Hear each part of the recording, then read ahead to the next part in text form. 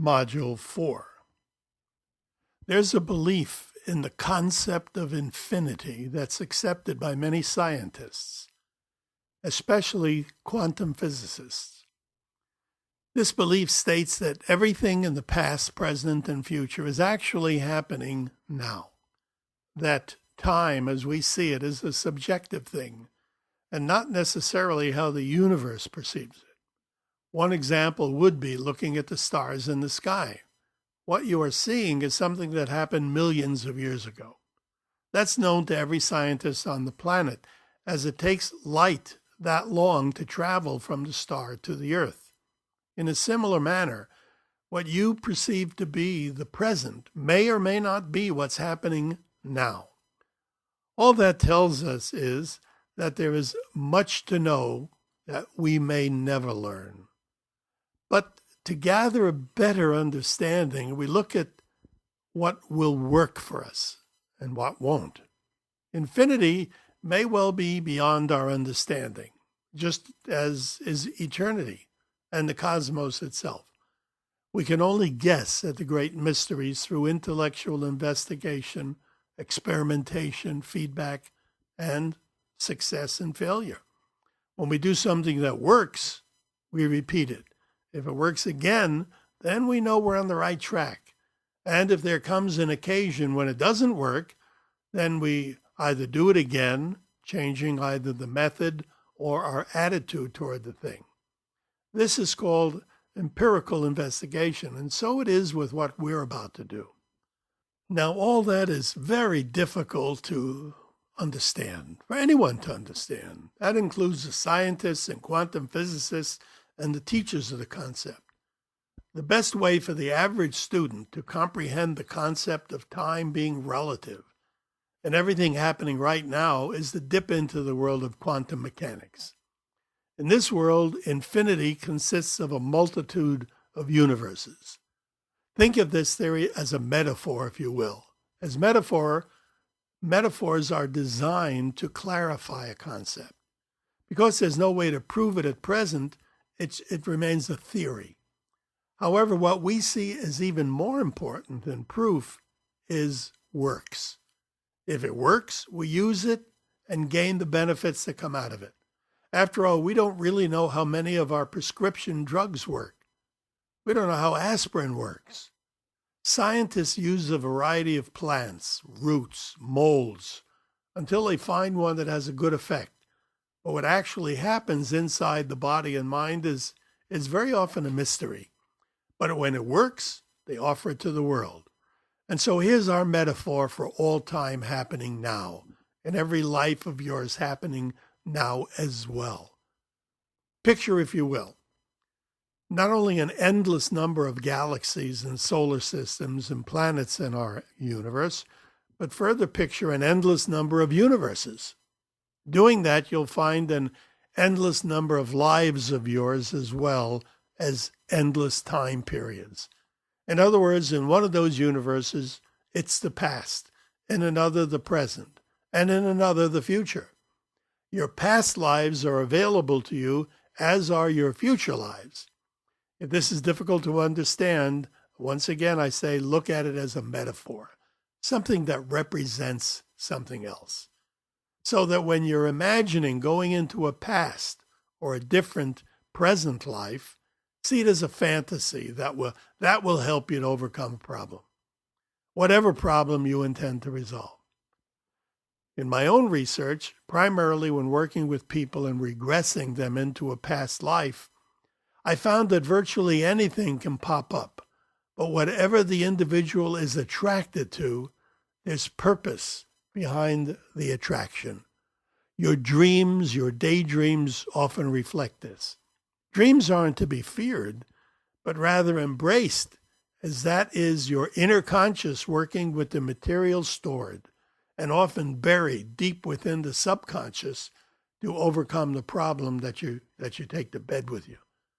Dreaming that you're running away from something or someone but can't seem to make any headway has a variety of meanings, as each individual has information stored and coded in a variety of ways.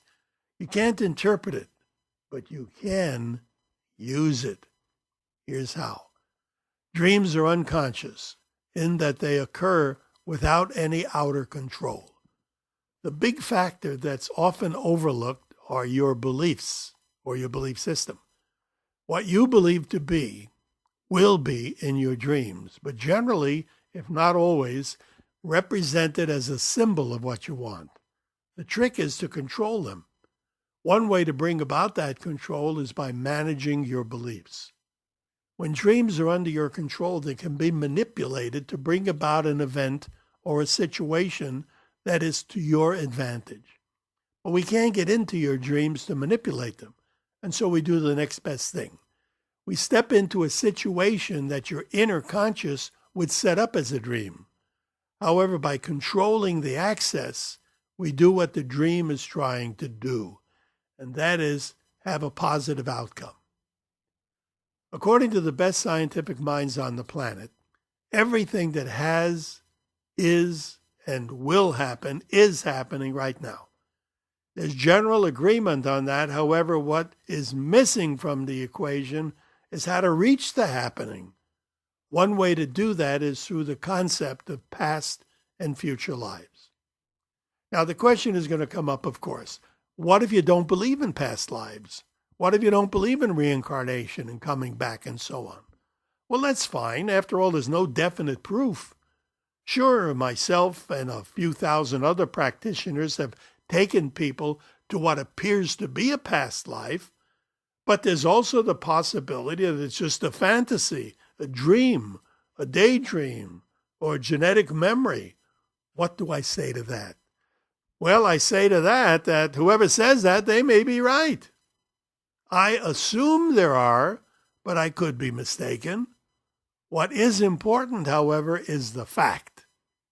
The fact that it often works. I have, over the years, taken thousands of people back to what appears to be a trip to a past life. And too often to be coincidence, there have been positive things come out of that trip. Healings, problem solving, relationships restored, attracting people and things and a whole gamut of good events taking place after a past life session. And sure, there are anecdotal statements and a story by an individual that's not necessarily a fact. But once again, I go by three little words. Three words that you should ask as well. Those words are, does it work? All that we ask of you is to go through the meditation, allow yourself to drift into a situation that you intend to be a previous lifetime event, and simply observe the event. Simply walk through the event, whatever it might be. Don't judge. Don't critique. Don't even comment on or store it in your memory. You don't have to do that. Just be there. Observe it. Walk through it, the event that is. And then allow yourself to come back to the present. When you meditate, you are highly concentrative. That's where you want to be. Concentrative on a particular thought. I'll make it easy for you because I'm going to guide you through the process, stopping when you go to that prior life. After that, you must be on your own, and so you shall. However, you can come back immediately at any time. You're not stuck there. All you have to do to come back is squeeze your eyelids together, and your eyes will pop open, and you'll be wide awake and out of the meditation. I've never been involved with anyone who didn't benefit from the experience, though. Now, in the next module, there'll be a few specific stories about people, and you'll see how step by step they observe, step by step they walk through the event that they find themselves in, and then discover, when they come out of the meditation, their problem solved. People often tell me that it's pointless to think about a past life as if there is no memory of it, then it doesn't exist, because all things that are in the memory. And yet, when they're asked to remember a thing that happened in their early childhood, they can't. And yet they are the same person. And the things of childhood that can't be remembered make you the person that you are today. So it isn't much of a stretch to imagine that the things that happened in a past life that you have no memory of also have an effect on what's happening to you now. And also, now this one is a bit harder to take, your future life and lives are also happening now. One of the reasons I've found that goals seem to work better for some people than they do for others is because although the thing they're programming for has already happened in one of their future lives, they're focusing on the wrong one. Let me try to clarify this for a moment. Let's say that you have 10 possible future lives. Now, that's a totally arbitrary figure. You may have 10, but then again, you may have 2, 3, or 10,000. But we'll use the number 10. In those 10 future lives, you have 5 successes and 5 failures. In other words, some of them are probable future lives and some of them are possible future lives. You also have 5 healthy and happy selves, and there are 5 sick and miserable selves. But all of those future selves started from where you are right now at the present time. Before you, there are many choices in front of you. There are many roads, and each road has lots of branches, lots of tributaries. The choices that you make now are what will take you to those future selves of yours. But all of them will happen. Which one the you that you are at present will be on depends on the choices that you make. To help you make the right choice, the one that will take you to the healthy and happy life, you must take a trip to the future self that you want to become and have that future self go back into a past life and walk through the event that's holding you back. That past life is your present life. Now, if that seems too complicated, relax, because you're going to be guided through the meditation. You'll be immersed into a future life during the meditation module coming up shortly. Just go along with the instructions, and things will happen automatically. Good things. You might say this is the ultimate method of goal setting. Now then, going into a future life is similar but not quite the same as going into a past life. Before you take what we will be calling a meditation immersion trip, you must set your intent. What's your intention? In other words, what do you hope to gain by this? In the next module, I'll speak about a few of my students who went to a future life and how they went about it. This will set up the model for you to imitate to some degree. Now, once again, allow me to say, don't judge. Do not criticize. Just allow whatever comes up to come up. Observe. However, with the future immersion, as opposed to the past immersion, you have a measure of control as you're intending to go to the future you who has succeeded in what you want to achieve. The future you has gotten rid of the problem, whatever it might be. You are choosing this you. That's your intention. Remember, the road you're on leads to many places, many selves of yours, both successful and the opposite. Think back on your life with respect to all the choices you could have made.